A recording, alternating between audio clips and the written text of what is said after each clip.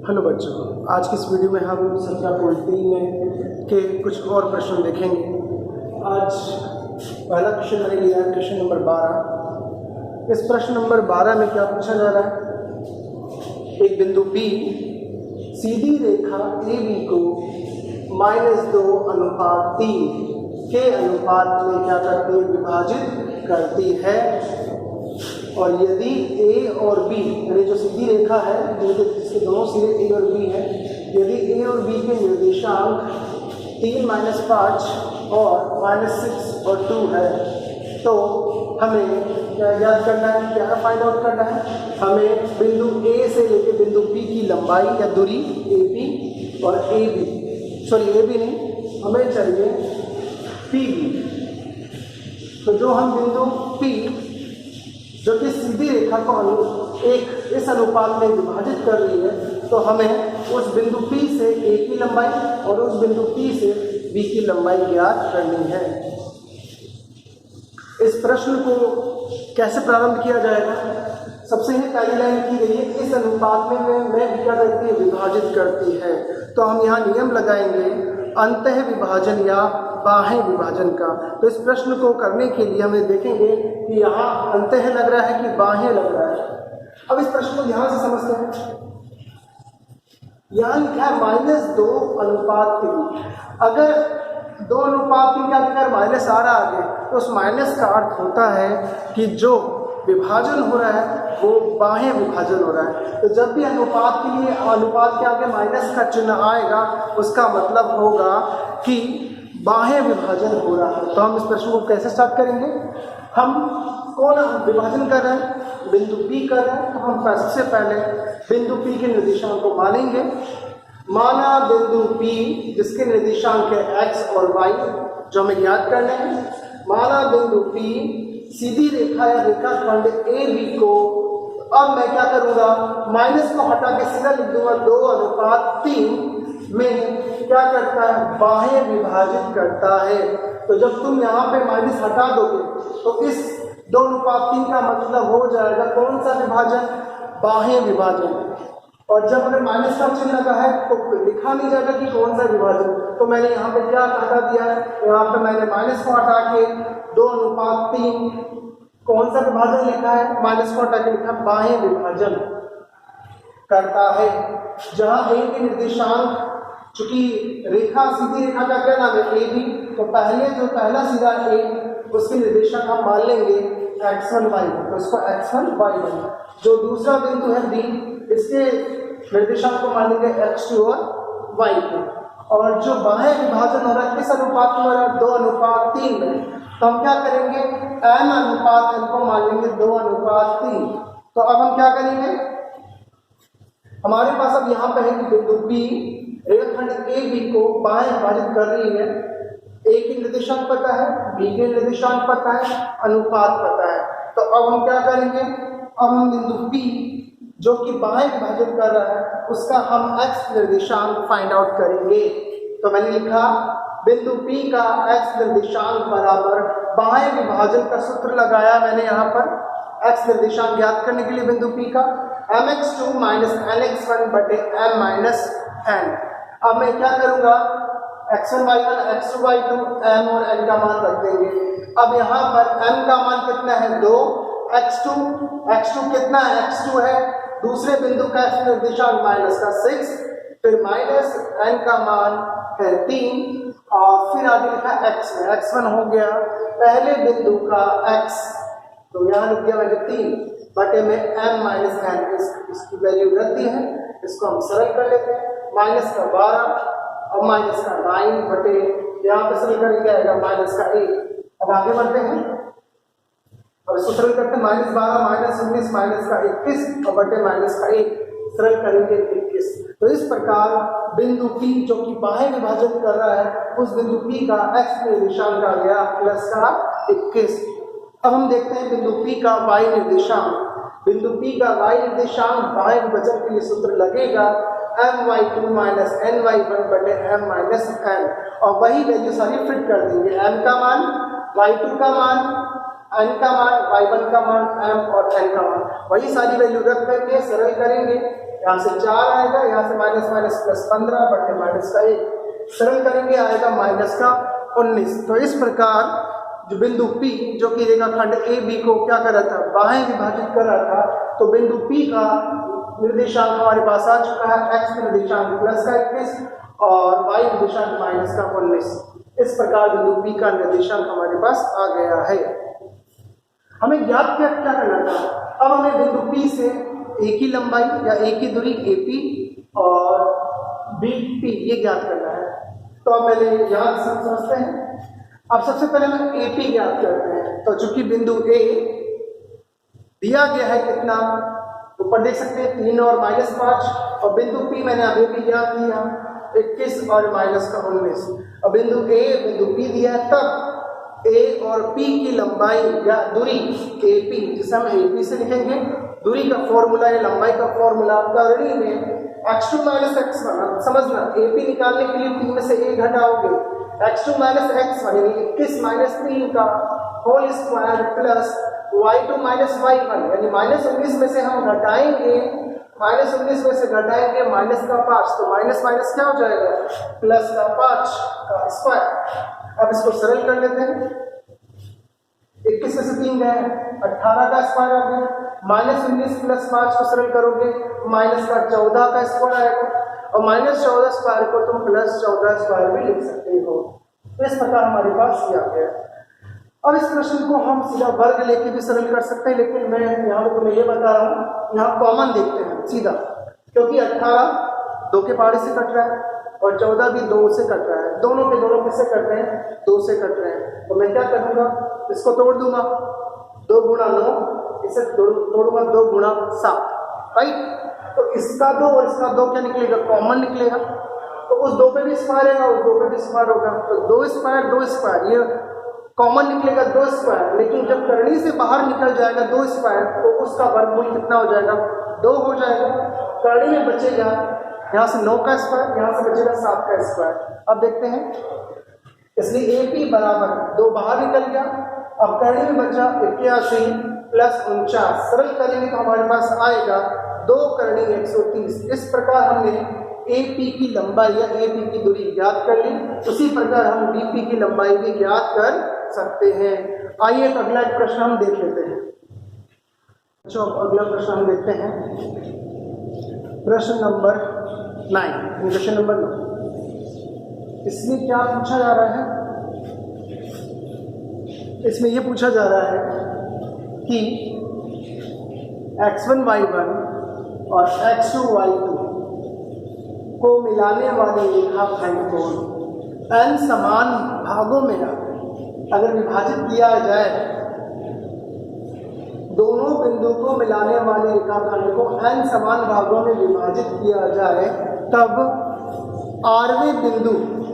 आरवे विभाजित बिंदु का निर्देशांक ज्ञात करें। तो हमें आरवे बिंदु का निर्देशांक ज्ञात करना है।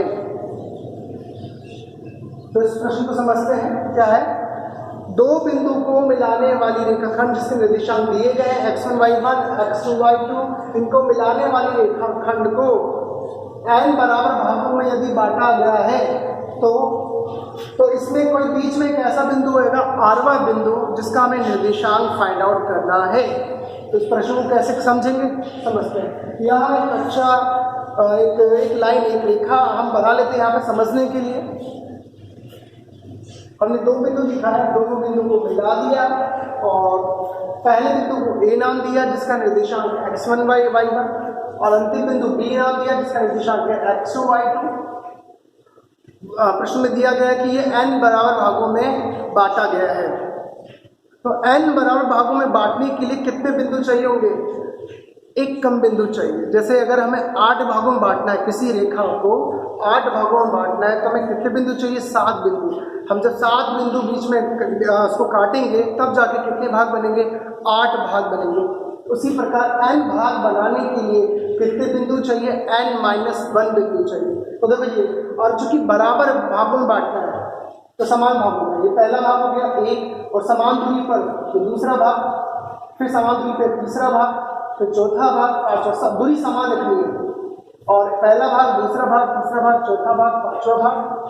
फिर छठवां भाग ऐसे करते करते करते यहाँ पर एक बिंदु आएगा n-1वां बिंदु, n-1वां बिंदु। जब ये काटेगा लाइन को तो इससे पहले जो भाग बनेगा n-1वां बिंदु जब काटेगा अंतिम में, तो इससे पहले जो लंबाई बनेगी वो बनेगी n-1वां भाग, और अंतिम में कौन सा भाग बनेगा, nवां भाग। तो इस प्रकार कितने भाग बन चुके हैं, n भाग बराबर बराबर बन चुके हैं। बराबर मतलब समान दूरी, डिस्टेंस मैंने बराबर रखा है। मान के चलो जैसे 1-1 सेंटीमीटर का, तो 1 सेंटीमीटर 1 सेंटीमीटर 1 सेंटीमीटर, इस प्रकार कितने सेंटीमीटर हो गए, n सेंटीमीटर हो गए। और कितने बिंदु बांटेंगे, n-1 बिंदु बांटेंगे। समान भागों में बांटने का मतलब है यहाँ प्रत्येक बिंदु के बीच, प्रत्येक क्रमागत बिंदु के बीच, यानी दो क्रमागत बिंदुओं के बीच जो अनुपात होगा वो समान होगा। इसीलिए हम मानेंगे अनुपात को 1:1। देखो यहाँ समझने के लिए ऐसे मान लिख सकते हैं हम, इस बिंदु की पहले बिंदु के लिए 1:1 हो गया, फिर दूसरे बिंदु के लिए मतलब इन दोनों के बीच हो गया 1:1, यानी लंबाई 1:1:1:1:1:1। इस प्रकार ये सब एक एक भाग के तौर पे हो गया। अब हमें कौन सा बिंदु चाहिए, हमें किस बिंदु के निर्देशांक चाहिए, हमें आरवें बिंदु के, जो अंदर काट रहा है इस रेखा को, आरवा बिंदु, उसके निर्देशांक चाहिए। लेकिन अब हम गिनेंगे कैसे कि आरवा बिंदु मिलेगा कहाँ पर, हम यहाँ पे बता नहीं पाएंगे। जैसे पहला बिंदु हो गया, दूसरा, तीसरा, चौथा, इस प्रकार बीच में जाके आरवा बिंदु भी आएगा, लेकिन वो आरवा बिंदु हमें चाहिए, तो दिखा तो नहीं पाएंगे। लेकिन आरवे बिंदु के निर्देशांक ज्ञात करने के लिए हम पहले कोई भी काल्पनिक रूप से, काल्पनिक मतलब हम कोई सा भी निश्चित संख्यात्मक मान का बिंदु लेकर के पहले हम बता देते हैं कि उससे इस रेखाखंड को किस अनुपात में बांटा जाएगा। उसके बाद हम आरवे बिंदु के निर्देशांक भी ज्ञात कर सकते हैं। देखो इस प्रश्न को समझाने के लिए मैंने क्या किया है,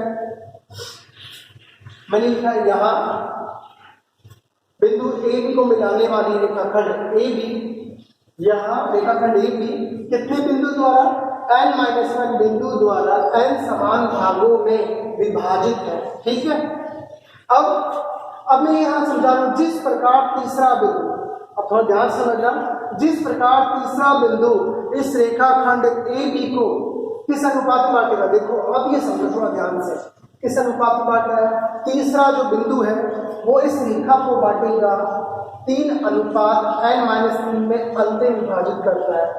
अब ये कैसे, रेखा पे चलते समझते हैं, ये पहला बिंदु, दूसरा बिंदु, तीसरा।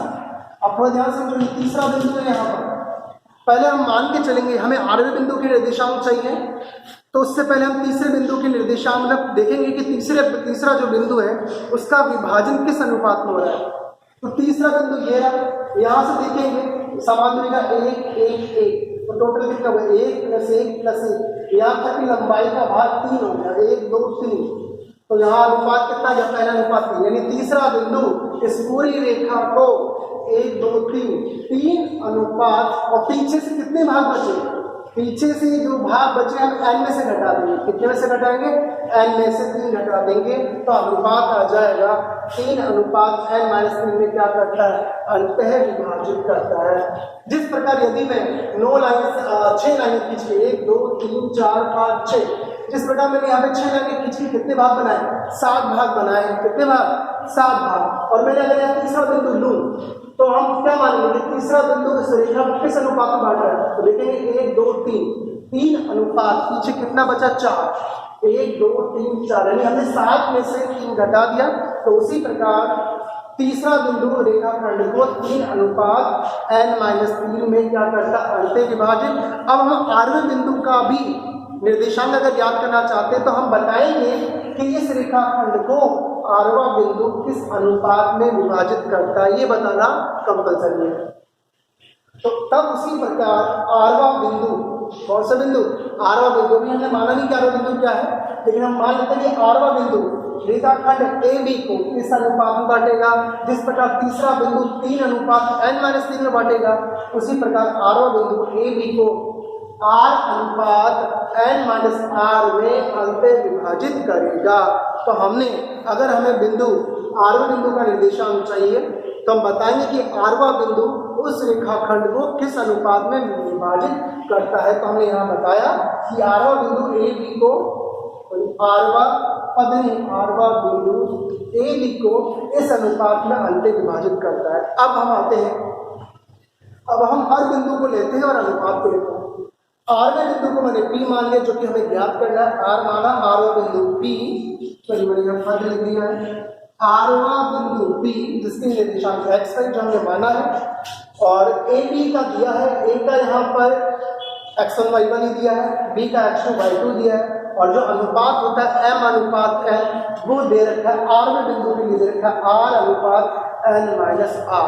तो हमारे पास दो सिरे भी हैं, अनुपात भी है, और उस अनुपात को कौन बना रहा है? आरवा बिंदु P बना रहा है। तो हम याद करेंगे, तब आरवे बिंदु P का x निर्देशांक बराबर सूत्र लगाएंगे। अब सूत्र क्या होता है? mx2, थोड़ा ध्यान से समझना, mx2। तो m का मान कितना है देख सकते हैं यहाँ पर, m का मान है r, तो हो गया rx2 प्लस mx1। m कौन है यहाँ पर? सॉरी भाई, mx2, तो m का मान r हो गया, तो rx2। फिर आता था प्लस nx1, n का मतलब यहाँ हो गया n माइनस r, तो m का मान r रखा, n का मान n माइनस r। तो हम यहाँ लिख देंगे mx2 प्लस n का मान यहाँ हो गया n माइनस r x1 बटे, अब यहाँ n का मान हो गया m का मान r, n का मान n माइनस r। तो इस तरह हमने ये सरल किया, और हम इसको कैसे लिख देते हैं? इतना ही छोड़ देते हैं। x1 के पद को पहले लिख देते हैं n minus r x1, plus इसको बाद में लिख देते हैं r x2, नीचे वाले को सरल कर लेते हैं, plus r minus r cancel हो गया, प्लस n। तो इस प्रकार आरवे बिंदु P का x निर्देशांक इस ये होगा।